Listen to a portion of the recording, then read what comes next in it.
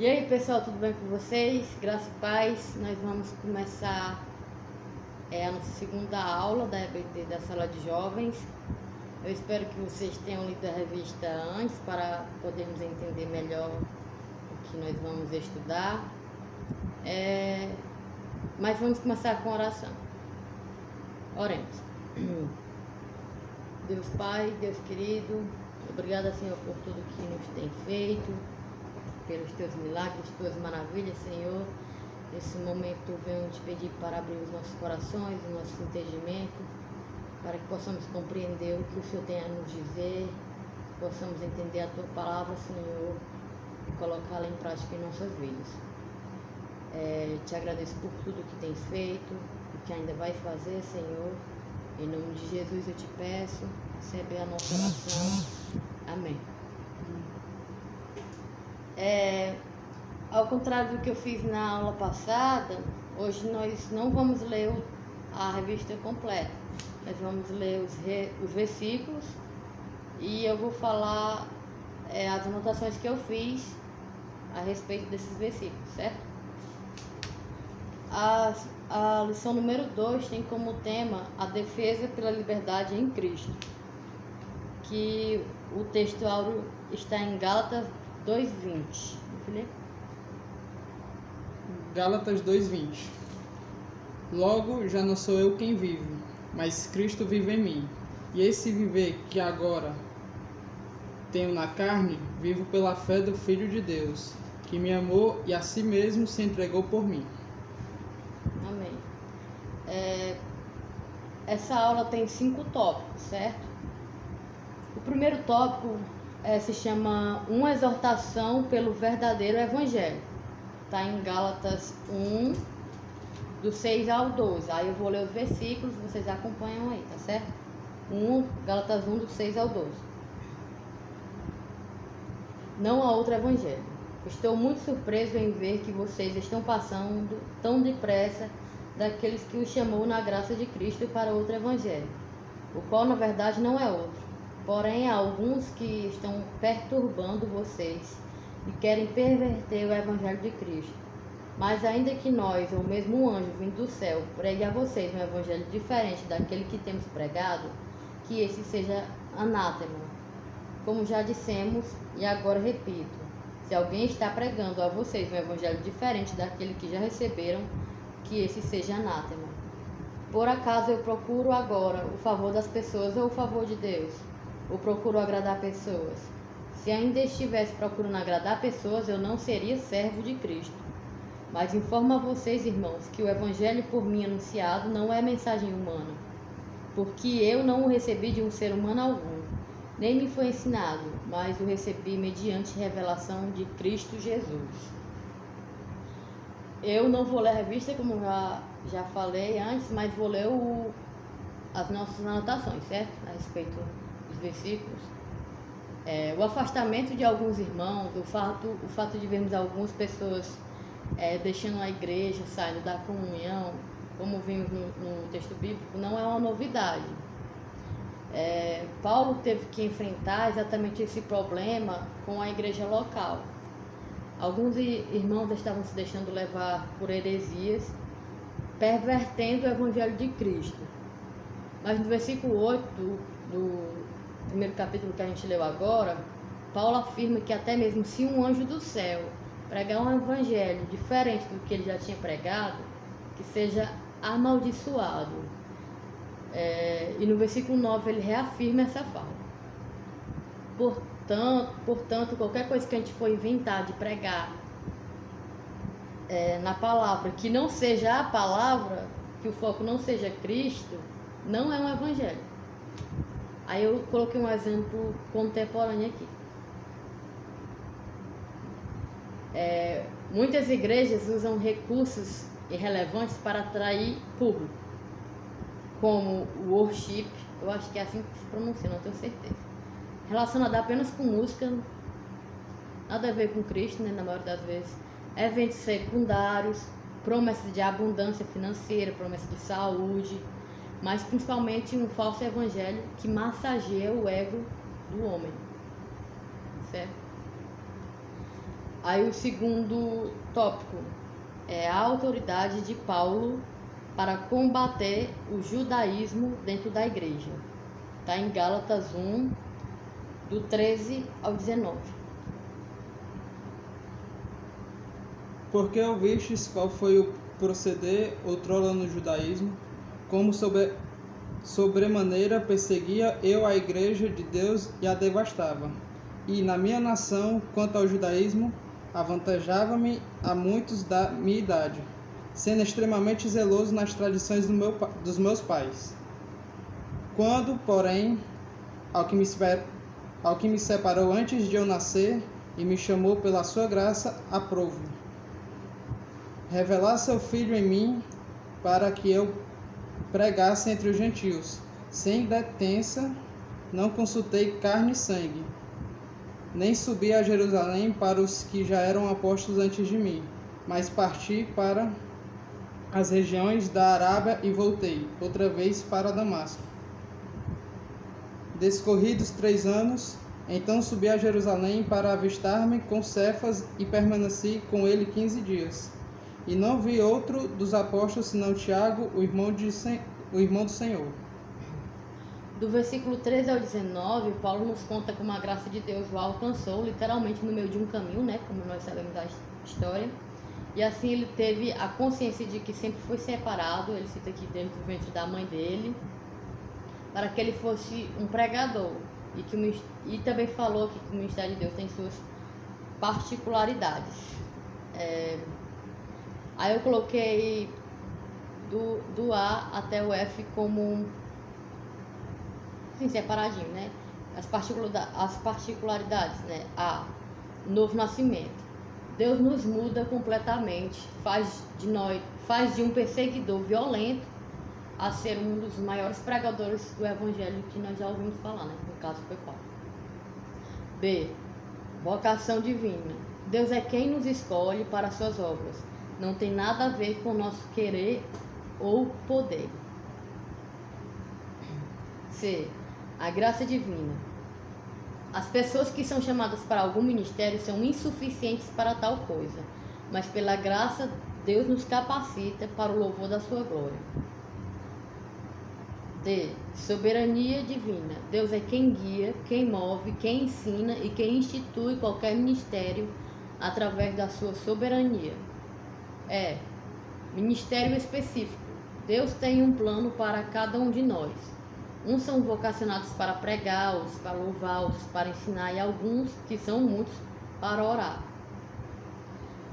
Às vezes eu já fiquei chateada por não saber dar aula para vocês. Aconteceu assim que eu recebi esta missão. Porque não sou uma pregadora, não sou uma professora, não é algo que eu saiba fazer assim, né, naturalmente.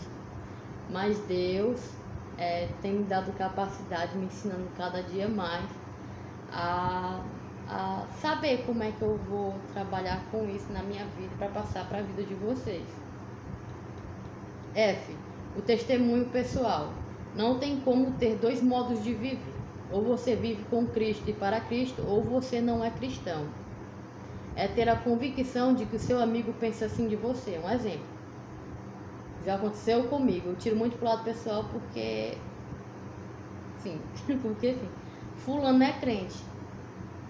Eu tinha uma amiga, ainda considero como amiga, que nós éramos muito próximas, que ela chegou pra mim e disse assim: eu vou te mostrar isso aqui, mas tu não vai gostar não, porque tu é crente. Aí a primeira coisa que eu pensei foi: graças a Deus por isso. Vocês estão entendendo mais ou menos? Nossa vida tem que ser testemunho e Cristo vive na gente, certo? Certo, o terceiro ponto.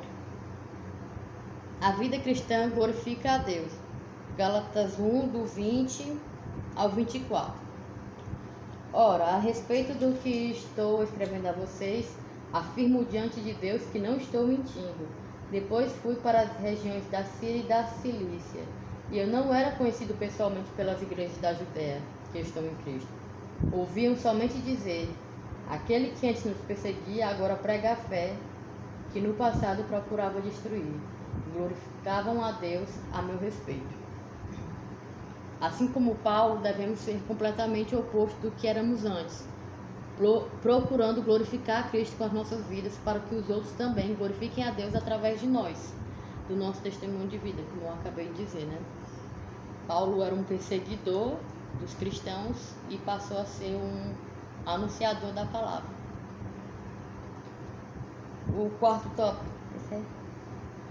O evangelho de Paulo é o mesmo pregado pelos apóstolos de Jerusalém. Gálatas 2, do 1 ao 5. 14 anos depois, subi outra vez a Jerusalém com Barnabé, levando também a Tito. Subi em obediência a uma revelação. Lhes expus o evangelho que prego entre os gentios, mas em particular aos que pareciam de maior influência, para de algum modo não correr ou ter corrido em vão. Contudo, nem mesmo Tito, que estava comigo, sendo grego, foi constrangido a circuncidar-se. E isto por causa dos falsos irmãos que se meteram com o fim de espreitar a nossa liberdade que temos em Cristo Jesus e reduzir-nos à escravidão, aos quais nem ainda por uma hora nos submetemos, para que a verdade do Evangelho permaneça entre vós. Paulo, Tito e Barnabé foram convidados para arrumar a doutrina de Jerusalém. Depois de alguns irmãos estavam distorcendo o Evangelho, alegando que Cristo não era suficiente para a salvação, colocando certo poder em ações humanas, santificando ações como a circuncisão. Hoje em dia temos exemplos como guardar o sábado, beber água ungida pelo pastor, comprar terreno no céu, fazer obras e determinados sacrifícios, mesmo levando uma vida torta. Assim, Paulo, Tito e Barnabé foram chamados para arrumar, entre aspas, o que estava acontecendo na igreja, né? Que alguns irmãos já tinham ouvido a palavra, mas outros estavam distorcendo essa palavra, alegando que Cristo não era suficiente, né? Dizendo que acreditava em Cristo, mas colocando alguns utensílios a mais, como se Cristo não fosse suficiente. Aí ele dá aqui o exemplo da circuncisão, né? E o exemplo dos dias de hoje, nós temos como algumas pessoas de determinadas religiões que guardam o sábado, como se isso fosse algo santo, né? Beber água ungida pelo pastor, como a gente vê muito nas redes sociais, na televisão, né? Por incrível que pareça, algumas pessoas pagam ao pastor um terreno, como se fosse comprar um terreno no céu, como se aquilo fosse garantir a sua salvação, né? Deixa eu ver outra aqui. Fazer alguns sacrifícios que algumas seitas fazem, e mesmo levando uma vida completamente errada. Por exemplo, o fato na Semana Santa o pessoal comer peixe, deixar de comer carne, mas aí vai comprar o peixe, não come a carne, mas passa o dia inteiro se embriagando. Só um exemplo, certo? Essas coisas que não fazem sentido, né? Cristo é o único e suficiente Salvador. O quinto tópico: a confirmação da pregação paulina pelos apóstolos em Jerusalém. Gálatas 2, do 6 ao 13. E quanto àqueles que pareciam ser alguma coisa, o que eles foram no passado não me interessa. Deus não aceita a aparência do homem. Esses digo que pareciam ser de maior influência, nada me acrescentaram. Pelo contrário, quando viram que me havia sido confiado o evangelho da incircuncisão, assim como a Pedro foi confiado o evangelho da circuncisão, pois aquele que operou eficazmente em Pedro para o apostolado da circuncisão, também operou eficazmente em mim para com os gentios. E quando reconheceram a graça que me foi dada, Tiago, Cefas e João, que eram reputados colunas, estenderam a mim e a Barnabé a mão direita da comunhão, a fim de que nós fôssemos para os gentios e eles fossem para a circuncisão. Somente recomendaram que nos lembrássemos dos pobres, o que também me esforcei por fazer. Quando, porém, Cefas veio a Antioquia, resisti-lhe a face, porque havia se tornado repreensível. De fato, antes de chegarem alguns da parte de Tiago, ele comia com os gentios. Quando, porém, chegaram, começou a se afastar, e por fim se separou, temendo os da circuncisão. E também os demais judeus os fizeram hipócritas juntamente com ele, a ponto de o próprio Barnabé se ter deixado levar pela hipocrisia deles.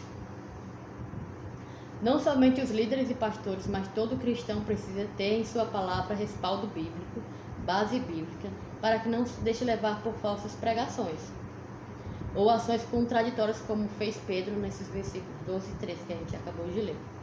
Hipocrisia não é um adjetivo a ser posto em um verdadeiro cristão. Exemplo para nós: dizer que todo político é corrupto e ao mesmo tempo vender o seu voto. Isso é uma hipocrisia. Não condiz com a vida cristã, um verdadeiro cristão. Talvez a aula hoje tenha sido muito rápida, mas eu espero que você tenha entendido, porque eu entendi, graças a Deus. E finalizando, eu escrevi assim: que o nosso sim seja sim e o nosso não seja não. Sabeis que a única verdade é Cristo Jesus, o nosso Senhor. Amém? Então, vamos orar para finalizar a aula de hoje. Qualquer coisa, vocês podem falar comigo no grupo, certo, gente? Ou então no individual, no WhatsApp, viu?